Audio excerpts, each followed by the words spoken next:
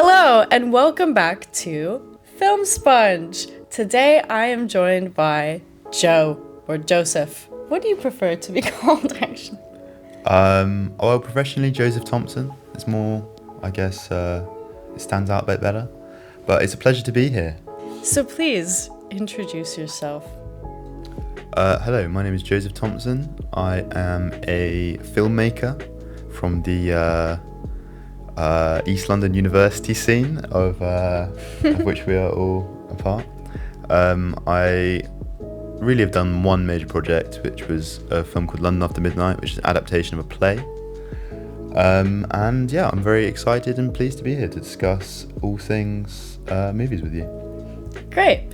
Well, something I've been asking everyone so far is was there a specific moment that you can think back to that got you into film, or even just a film that inspired you to become a filmmaker? Yeah, I suppose there is. I think a film that really inspired me early on, which I guess is not that I think it is. It's a good film, but it was Super 8. Okay. And I think I really like the whole idea of these kind of like, these young people like getting together and making a film together. And at that time, I mean, I still am interested very much in genre filmmaking, but particularly making like a zombie film. I thought that's what I want to do. I want to be going out with my mates and like doing that on the weekend. So that was kind of what inspired me to get into it. And yeah, I think the mix of like kind of the social aspect of it, like you do it as a part of a group, you're kind of collectively making this thing, was something that I particularly find fascinating about it. Nice. Oh, well, you've reminded me to watch that film again because I completely forgot it existed. Oh, really? Yeah, you've unlocked a memory. Something we have in common is the fact that we both are interested in writing. Yes. Was there also a specific moment that got you into that, or was it just generally like you were interested in filmmaking and then that was just part of it? Well, yes, I'm glad you mentioned that because we're both part of the Leo Yusen Writers Workshop. Yes, we are. And we contribute to that regularly. The writing aspect of it, I suppose, is something I've always been interested in. I've always considered myself a writer in some respects. Like that was kind of what a lot of my creativity was like as a child. Was kind of brought into, was like telling stories and creating like comic books, and then I think that naturally evolved into film. There's a long time where I wasn't writing so much. And I was all focused purely on film, but now I'm thinking of myself more broadly in terms of film, theatre, kind of dramatic writing still, but yeah, trying not to pigeonhole myself so much. How about you? What got you interested in writing? I mean, it was like a similar. Well, I was always interested in film, and I had a lot of ideas. So I would just tell my parents all these ideas I had for films, and they told me to write them down. Yeah. So that's kind of how that started. But they told me to write it in the form of a novel, because I thought there was a bigger chance that I would make it as a novelist. But I always had film in mind, and I would write things with a very, like, I could just see it like being shot in my mind, which is so strange because I find it hard to like translate now. Like when I'm writing, I still see it visually. Yeah. But when I'm actually thinking about shooting it, I'm struggling to like come up with the shot list, which is so strange. That was something I found when I was younger as well. When I was like a teenager and we would go out and make films, the writing was kind of a sort of improvised process. We were writing amongst ourselves. We'd say, your character's this, your character's this, and then we'd start filming. And you just have kind of intuitive sense of where the camera goes, like how you're going to cut between these different shots, these different setups. And I'm not to say that I've lost that now, but it feels less intuitive. I definitely have to think a lot more and can preconceive a lot more where the camera goes. It feels much less organic than it did. Yeah, right? I feel that. Oh, another thing, we've both done sound before. Yes. Which is interesting because a lot of people have not. What was the first time you did sound? Well, getting into sound was kind of an accident, really. My friend from back home had bought bought loads of sound gear because he suddenly got into film for like a month and then gave up, like was no longer interested in it. So he sold me all his sound gear for like relatively little, and then I basically kept that for years, and just having the equipment was kind of enough, really. I found myself, every time I was making a film, I had to like teach someone how to use the sound equipment, so I got a little bit better in my own way. But in the end, I just found it a good way to get on sets. It's not perfectly nice. Sound recording isn't something that I want to do. It's not like a vocation for me, but I find it interesting, and it definitely gives you a new perspective on like filmmaking when you're just listening to every interaction that happens on the set. You're kind of apart from what's going on because you're recording everything. Yeah, 100%. How do you find it? Well, yeah, I thought it was really interesting because you don't realize how much gets picked up. And so when some people kind of they'll move a lot, and even if I'm not recording sound, I'm just thinking, oh, that's gonna get picked up. And they don't know because they haven't done it. So I think it really does like open your like mind up about things like that. Like I don't know, you just wouldn't think about it otherwise. And I think that's really important as a filmmaker to be thinking about sound, because whilst I don't feel drawn particularly to sound recording, I think sound design and sound mixing is absolutely fascinating and really like something I want to build on more within my work. Have you done any?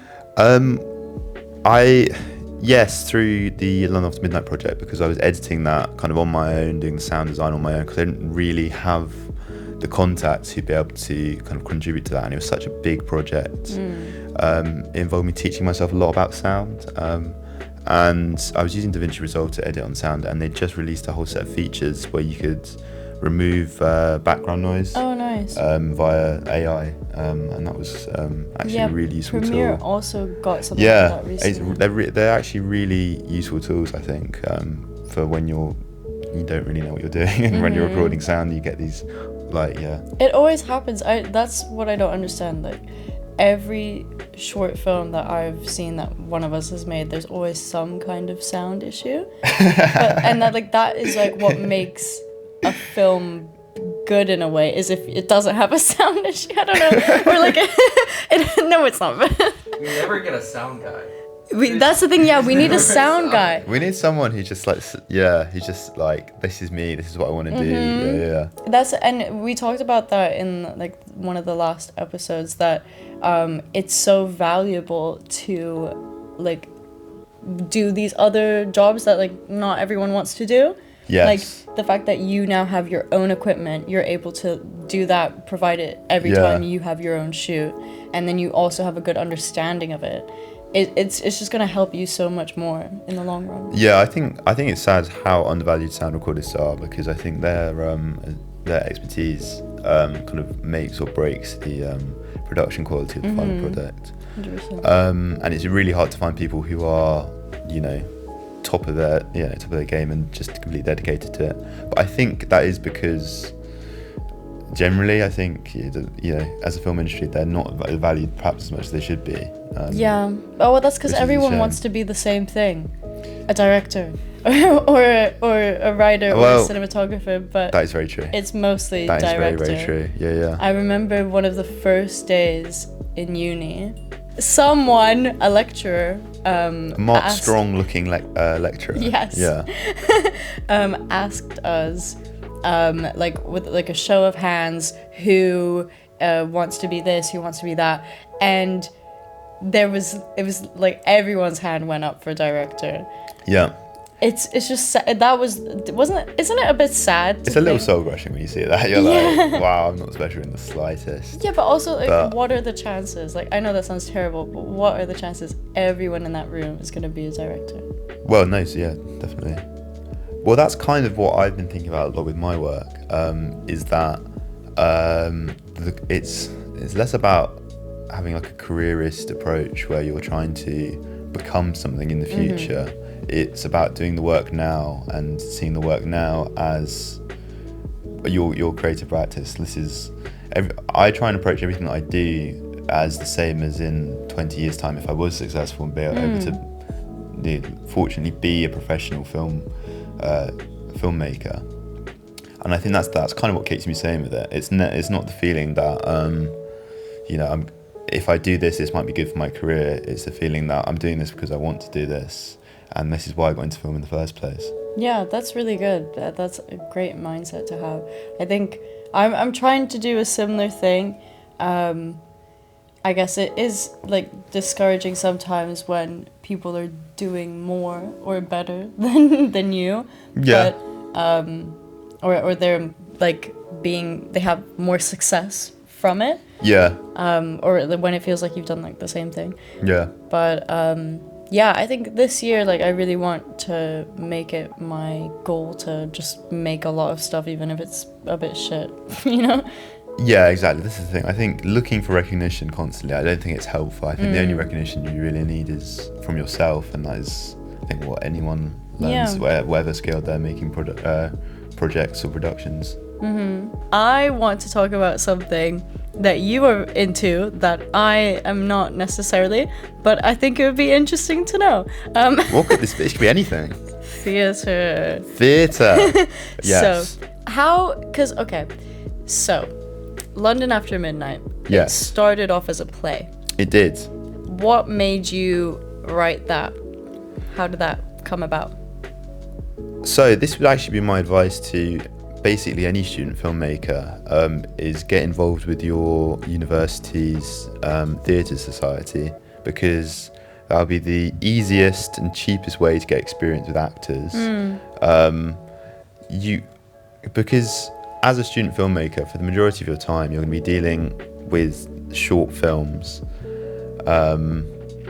and you're not going to get a chance to work with actors to too much level of depth in a short film. The kind of long structural process that is like a piece of theatre, you don't quite get that experience until you start working on feature films, which will be well down the line. So I'd really recommend it if you want to learn how to work with actors, and if you want to if you want to do dramatic writing for actors, and you want to see how it sounds coming out of actors' mouths, I really recommend doing something like that. But it's interesting because it's not something I would have ever thought to do. Yeah. But it's really cool that you did.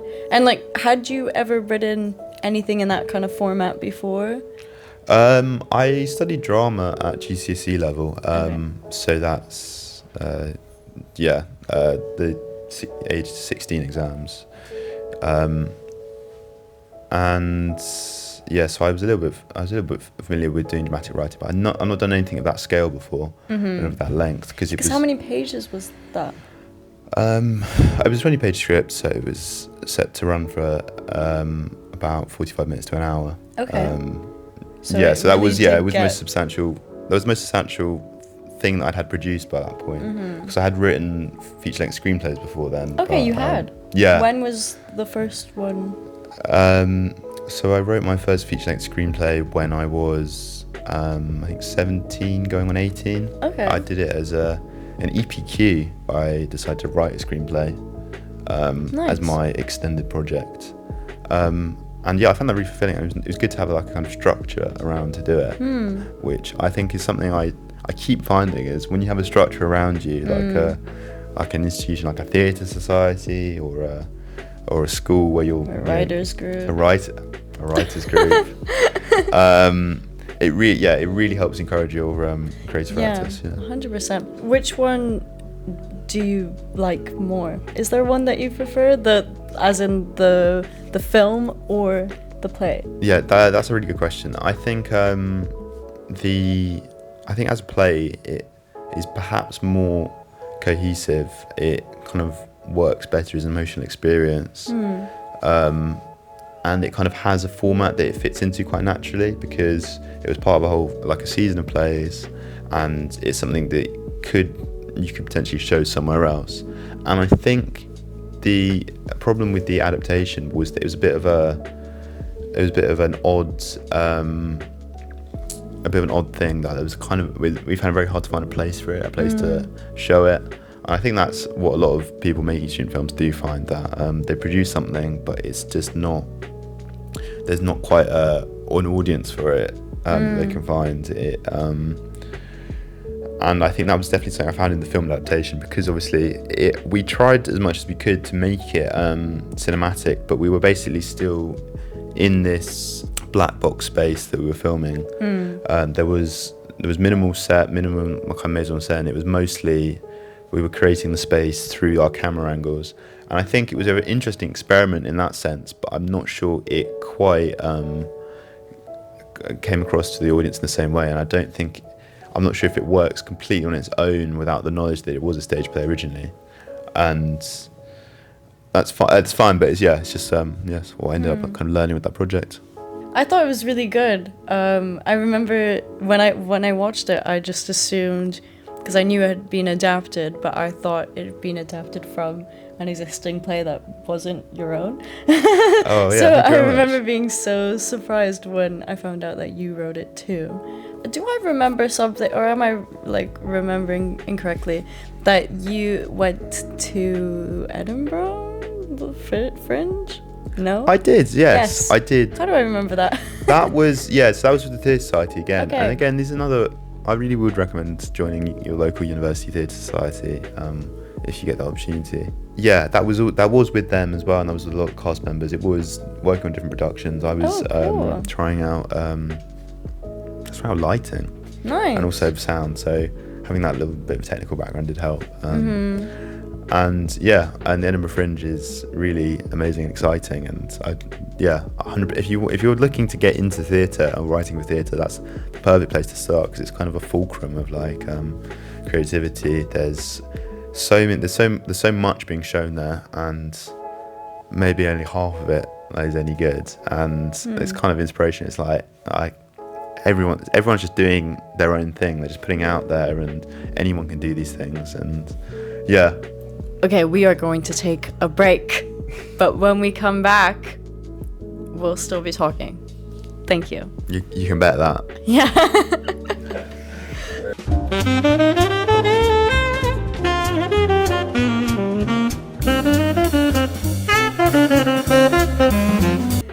Welcome back to Film Sponge. We're gonna start this part of the show with a new segment called What's Poppin'? It's news to me. What's poppin'?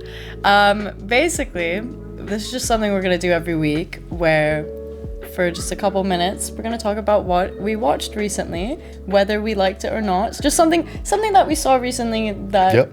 Yeah. Okay. Go. What did you see recently? I recently saw Jeanne Dielman at the Prince Charles Cinema.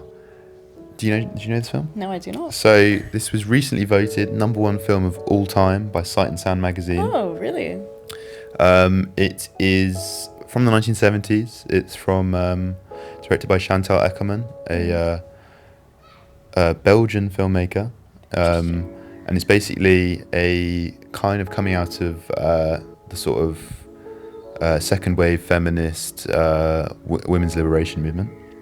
It's like a durational, it is narrative, but it's filled with these really, really long takes, and it's about a woman, Jane Dielman, of, I think it's 23 Commerce Brussels is the title, like the full title. It's her name and her address. Oh, interesting. And it's basically about the life of a very kind of, not ordinary woman, but like the monotony and mundanity of her life is kind of emphasized by like these really long takes. It's 3.5 hours long, and you see her kind of fulfilling the duties of a like domestic housewife. Her husband's actually died, but she's still looking after her son.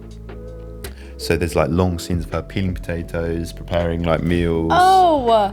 And you're basically watching over 3.5 hours her life. So it's set over 3 days, and basically her routine, how it's kind of crushing her, kind of destroying her, how women of this generation were living in this kind of totally artificial space where their lives were between like the home and the shops. She has this like small talk with these various like neighbours, but her life is like so suffocating and so kind of dull. But it sounds quite heavy and quite leaden and quite kind of almost uninteresting, but there's something about the rhythm of it and the pace of it that is just absolutely like hypnotic. Like it's 3.5 hours, but you kind of can't look away. You're watching it slowly unfold, and as you watch it, you're getting closer and closer to the character, and you're feeling more and more like her as it goes on. So that was a really exciting film, and I'd seen it before, but it was my first time seeing it in a cinema with other people, and it was at the Prince Charles Cinema.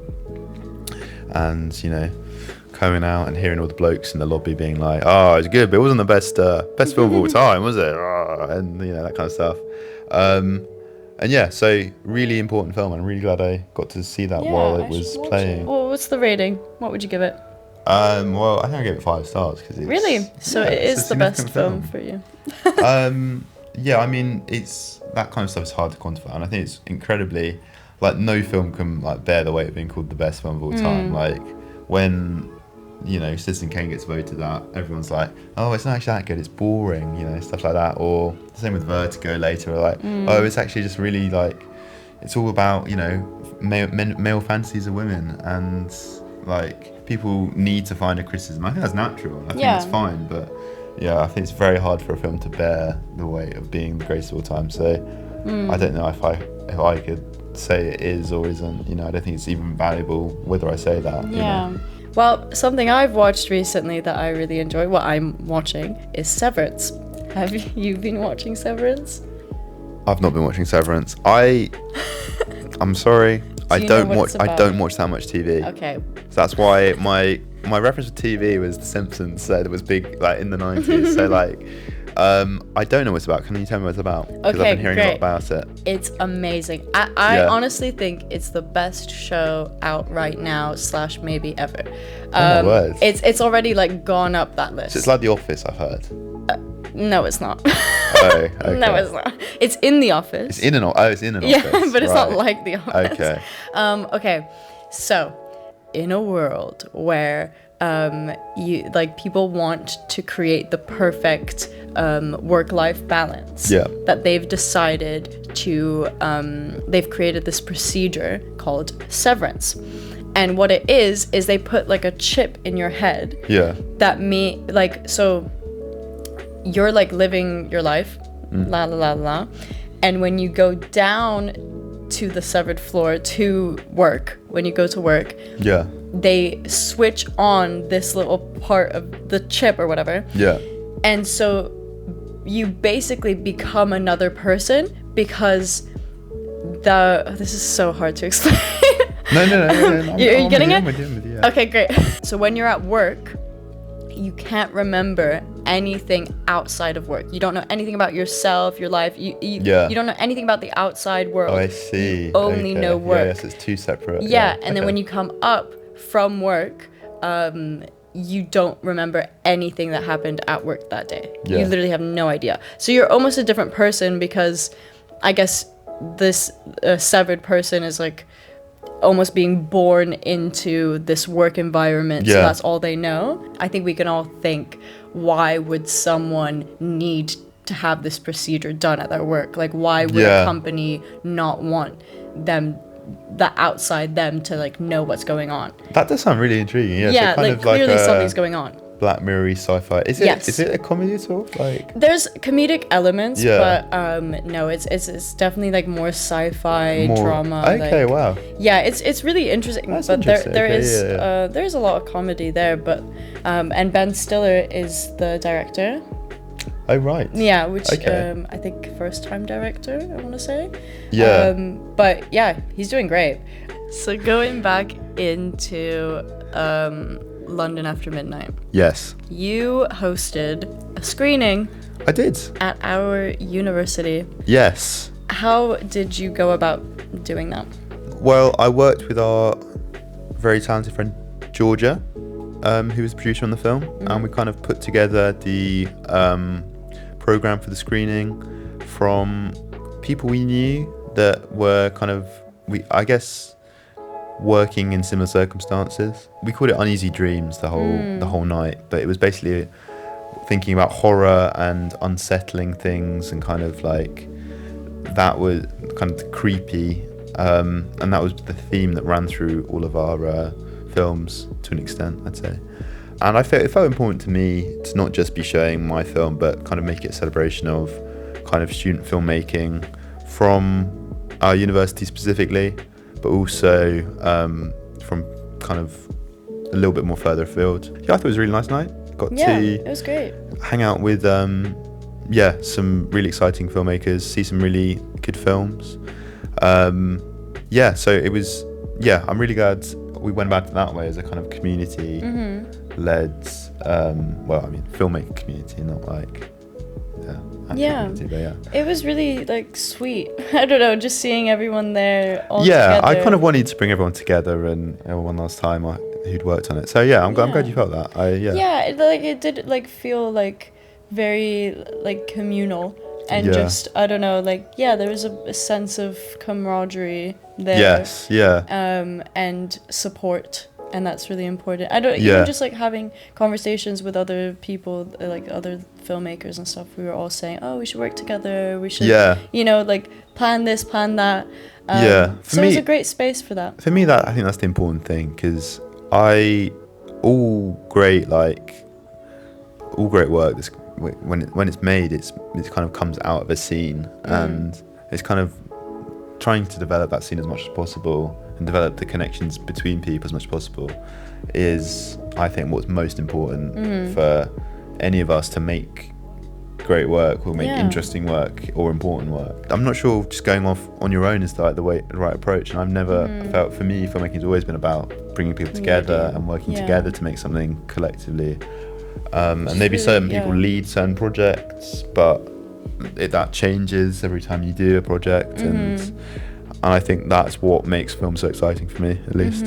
Especially now that we do know a pretty good amount of people that are in the same field, that we can easily reach out to other people, or there's like a couple people that maybe we've worked with once that we'll just have in the back of our mind if we need, or there's never a shortage of people basically. Exactly, which is great. Or like if someone we know isn't available, at least like a friend of a friend will be, and I think that's maintaining that and developing that is I think very important, and I think that's kind of what this podcast does to an extent. Yes. There you go. But now you are working on another project. Yes. Tell us about that. So I'm working on a short film called Suitcase, and you should follow Suitcase on, or the suitcase.shortfilm on Instagram if you want to see updates on this project. Similarly to Line After Midnight, it's it's quite dialogue heavy. It's set in London. It's about kind of themes of, I guess, mystery and horror, and I guess how that relates to gender in some respects. But it's the plan is to kind of do it guerrilla style, 10 minutes, just very digestible, very watchable. Just one day of shooting? It's looking that way. Okay, or maybe in terms of hours, maybe it's either going to be one full day and a half day, or 2 half days. Okay. So do you have actors already? Well, that's the thing. That was actually, of this process, that's been one thing that I think I'm learning a lot about, is casting. And that casting takes a long time, because it does take a long time to find people that you want to work with. Unless you settle. I think a lot of people settle. Or just use your friends. And I don't love settling or just using my friends. No, I think that can really make or break a short film. So I've been determined not to do that, and I'm glad, because we found some really good people, but that has pushed back the filming quite significantly. So. Yeah, because I thought you were already planning on shooting. I know, last time I saw you, we probably said I was going to film last weekend, but we did a very positive location scout I saw pre-light. some videos, And that I really had a good time with that. Nice. And I think that's it looked perfect. It looked exactly what I imagined when I read the script. Well, that's good. Yeah, it's a very. I'm not going to give away the location. You'll have to wait and find out after we've done it. he has inspired this question that I've now decided to ask everyone. And he said this is a really like big question. Yeah. And it is kind of a big question. And I don't, it's a bit of a thinker because it definitely made me think a little bit. Yeah. But before I ask it, I would like to preface it by asking another related question. Which is, what is the dream for you? What's the dream for me? Well, I recently stayed up. I watched the Oscars for 4 fucking hours. It's so long. Jesus Christ. I mean, like Yeah. Too. And Sean Baker won several Oscars, and I found that very inspirational because I think his whole ethos and his whole approach is kind of what I agree with and what I see for myself. Yeah. It's just the privilege of being able to make the films, you know, the privilege of that being able to do it every time. And I've already experienced that making London After Midnight. I felt like I wasn't someone trying to make a film, I was someone making a film, you know. I wasn't trying to get into films. So I don't want to say I'm living the dream, but Okay, that's nice though. It's not. I'm trying not to focus so much on the future, because the people who are at the top of their field, they're focused on the present, making the films now, and they're speaking about the films they're making now, and they're only looking one project ahead. You know, they're not trying to see a future for themselves. I mean, obviously that's not very practical, and I am thinking about my career machinations and the kind of maneuvers that I've got to play in that sense. But that's the dream. Yeah. Just making things and that's being great. able to make things and being able to afford to make them and being able to be comfortable. Okay, well now I almost feel bad asking you this question because it seems like you've almost like contradicted it a bit. Oh, right. Okay. Which is, when will you how do I phrase it? The question is, when will you have felt like you have made it? Why is it so hard to phrase? Yeah. When will you feel like you have made it? There we go. I mean, that's my worry, is that maybe you never feel like you made it. Okay. Yeah. Like, watching Sean Baker go up, there to get 3 Oscars or whatever that night, and then obviously the Best Picture. It's like, does he feel like he's made it? I don't know. I think he I hope so. I mean, I hope he does, but I don't know when I'll feel that I've made it. Maybe when that is, if I were to make it, it would be when filmmaking is my only source of income, and what I'm doing full time, and I feel that I have a future within that. And that's when I feel like I've made it. But I'm trying not to focus on that. I'm trying to just be present in the moment. No, that is definitely good. Yeah, enjoying now and working within now in this moment. Yeah, because I always thought that like you've only made it once you've gotten an Oscar, which oh my word, which is just that's a high bar to set. That's a very high bar to set. And because Leo asked me this, and I said, well, I guess when I get an Oscar, and he was like, what? Because not only is it like a high bar to set, but also we know now, and like they've proved to us time and time again, that the people who what do you call it, the Oscar people, the Academy the Oscar people, the Academy are not to be trusted. They're not to be trusted. and they will just, I mean, come on, Emilia Perez. I didn't watch it, and I don't want to, and I hope I never have to see any other thing related to it. Have you seen it? I've not seen it, but I really want to. Really? I really do not want to watch it. I want to know what's inspired this level of revulsion amongst people, that they hate it so much. No, it's just terrible. Have you not seen any of the clips? No, but I have seen other Jack Audiard films, the director. Oh, and he's amazing. A Prophet? I don't know. Highly recommend. Okay. Highly recommend. Well, very good. He's a very good filmmaker.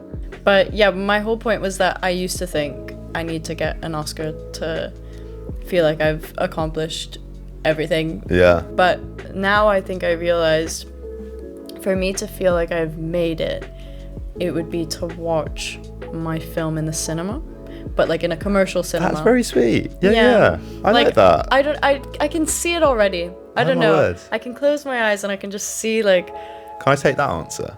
no. It's my answer. Okay. Okay, well, I want to thank you for coming on today. You're very welcome. And I am so excited. Thank you for having me. I was so delayed. Sorry. I thought it was rude just to be like, thank that you're welcome, and then not to follow up with. Okay, fine.